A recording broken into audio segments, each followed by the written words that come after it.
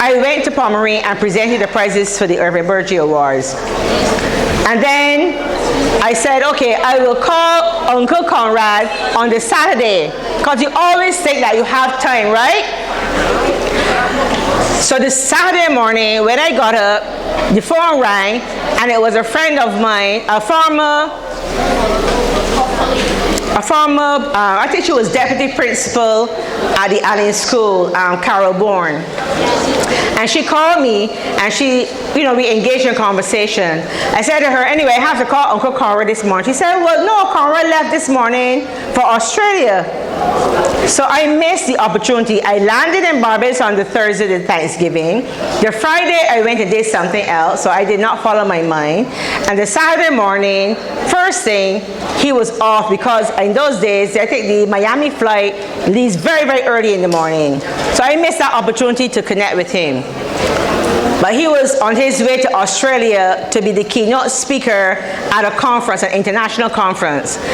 And what he often did was he liked lawn tennis. So oftentimes, whenever he goes to a conference and he has colleagues there, they would engage in a tennis match as a form of recreation and socialization before he actually goes and does his keynote presentation.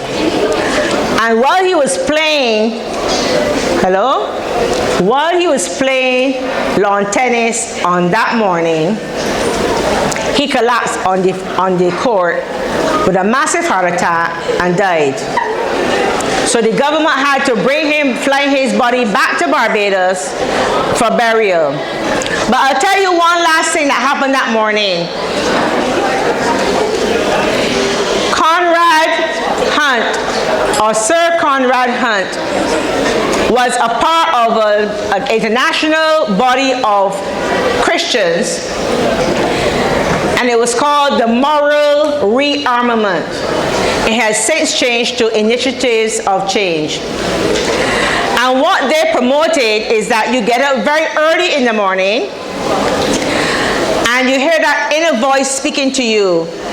And the thought is that the inner voice speaking to you is actually the voice of God, and that you should not leave that to chance. Do not say, oh, when I get it, I'm going to write it down. No, they say when that is happening, jot down every single thing that is going on in your head.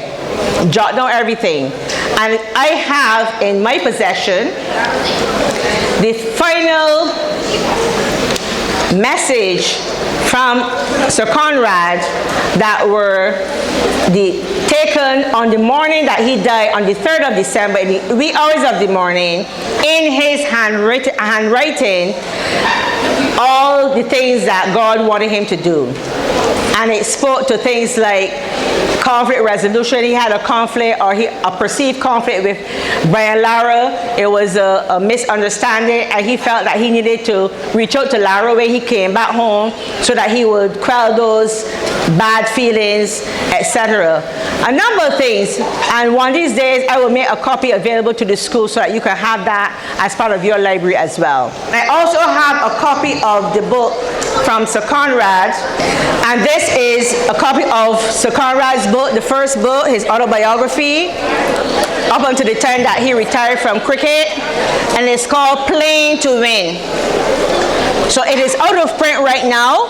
It has been for a while, so it's a collector's item, and sometimes you can find these things, you know, here and there on eBay or on YouTube or the internet in general. So I was able to source a couple copies of them, and I want to present a copy to the school this morning. Okay. Ladies and gentlemen, boys and girls, it gives me great pleasure to donate this book, Playing to Win, by Conrad Hunte. He was not Sir yet, Conrad Hunte. And I hope that you are able to read it at some point. It will probably be placed in the library, and that you'll be able to emulate some of the things that he aspired to. He was, as I say, from a humble beginning, but he had dreams and he set goals, and he had imagery, and he went through conflict resolution and all those things that we spoke about this morning. Those are part of his training philosophy. He would have gone through all those things, and I present this to youngster who is a wrestler. He's holding my hand real tight. Just kidding. So, all right. So thank you very much for taking the time to listen to us this morning and come back.